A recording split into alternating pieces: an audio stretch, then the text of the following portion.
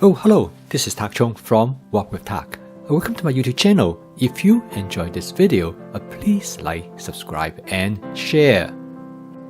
Flavor chasing is an integral part of my fast cooking system. When I combine flavor chasing together with advanced prepping, stir frying, and template-based cooking, I am able to cook dishes that nobody else can cook for me. And this video is a good demonstration. And I know you can do the same. Recently, I went to an Asian supermarket called Park to Shop, which is located in Aurora, Illinois, a southern suburb of Chicago. They have an excellent seafood department with different kinds of fish, and they also have shrimp. And I came across this shrimp on sale, which is shrimp with heads. Now, I remember when I was growing up in Hong Kong, we ate a lot of shrimp because we are right on the ocean, so seafood is always available. And remember, we always eat shrimp with the heads on, also with the shell. In fact, the only time I remember eating shrimp that has peeled is when I first came to the United States. And one thing I have to say is that shrimp with shell has much greater flavor. And because when you cook the shrimp with shell, the shell actually protects the shrimp from being overcooked, and it retains the flavor of the shrimp. Furthermore, when we eat shrimp with shell, we never peel the shrimp first. We put the shrimp with the shell in our mouth, and we basically peel the shrimp inside our mouth while we eat. And then, of course, we spit out the shell. The reason for doing this is simple, because this way the shrimp is much more flavorful than by peeling them. I remember when I first came to the United States, my roommate, Jim, he and I went to eat at a Chinese restaurant. I did this and he was so surprised. He said, "Is it really taste better?" And when he tried it, he agreed with me. And from that point on, he much preferred shrimp with shell, and he never shelled the shrimp before he eat it. Furthermore, in most Chinese shrimp dishes, the shrimp always come with the head. And the reason is that the head really has great flavor. And when we eat the shrimp with head, we just bite off the head, and then we suck on the inside material from the head. And they are excellent in flavor. But it is something that you have to get used to it. And my wife never finds this something that she is comfortable with. So when we eat with a shrimp dish with a head and the shell, she always gave me the head. And she is still uncomfortable to eat the shrimp with the shell on it. So she will dutifully peel the shrimp first. I think this is a good example how powerful that childhood influences on our eating habit. And consequently, I think everybody realized that how important that you developed a good eating habit for children, and also help them to eat healthy food when they are young. For one person like myself, shrimp with head is my comfort food. But for another person, hamburger may be their comfort food. And this, without any question, what we love as a child will become our comfort food. I really apologize that I have diverted into topics that you probably already know. So anyway, without further ado, let's go to today's video. I'm going to cook a dish that I'm going to combine shrimp and fish together with mushroom and pepper.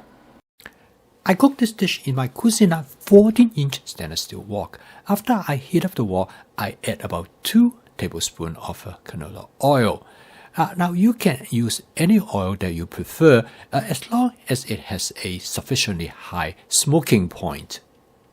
Now a lot of people had asked me, can I use a wok with non-stick coating? And my answer is that of course you can. The only difference is that wok with non-stick coating tend to have a lower temperature because of the non-stick coating. So it might cause less searing of the food ingredients. But it will work out very well. Since I'm using a stainless steel wok with a natural surface, I need to season the wok using my spot seasoning method to create a non-stick cooked surface. And I'm going to cook this dish in a combination of some bluegill as well as with some shrimp. And this is the benefit of home cooking because you can do whatever you want. This dish is unique to the way how I cook, and nobody will be able to cook this dish for me. And in combining the bluegills as well as with the shrimp, this provides an opportunity to create a dish that both my wife and I will enjoy.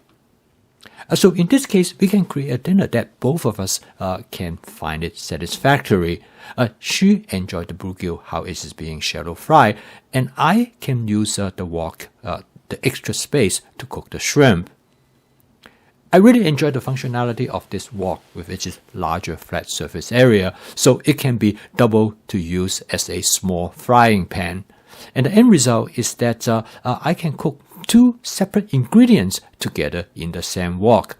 As you can see that the shrimp cook very quickly, and using a pair of tongs is very helpful for me to be able to make adjustment to the shrimp directly. Once the shrimp start to turn pink, you know that it is probably about 60 to 70% cooked. The bluegill has been coated with cornstarch, so using my shallow frying method, I'm able to create a nice crispy surface for the bluegill. And now I turn the bluegill around and to shallow fry the other side. I here demonstrate one advantage in using a wok with a natural surface because the surface temperature of the wok can be higher than in the case with a wok that have a non-stick cooked surface. Because the non-stick coating will prevent the temperature to rise as high. And by now, both the fish as well as the shrimp is about 70 to 80% cooked. I add some white mushroom directly to the wok. Now the white mushroom serve an important purpose because the white mushroom will reduce the temperature of the wok. At the same time, it will also buffer the temperature of the shrimp and the bluegill. Next, I use a wok spatula to stir fry everything together. This will allow the bluegill as well as the shrimp to cook to its final stage slowly rather than under high heat as it was previously before. The mushroom also serves another important function because it's able to suck up the oil in the wok. It makes the dish less oily. And by now, the dish is essentially cooked. The final step is that I add some color bell pepper. As we all know, we also eat with our eyes. A dish that looks good often also tastes good. I always have some color bell pepper on hand because they provide a very nice color contrast to a dish. Next, I season the dish with 1 tablespoon of teriyaki sauce. This will enhance the flavor of the ingredients in the dish. I really like this teriyaki sauce because this is not too sweet, but it also contains red chili pepper and garlic. However, because of the teriyaki sauce contains sugar, it becomes caramelized onto the surface of the wok.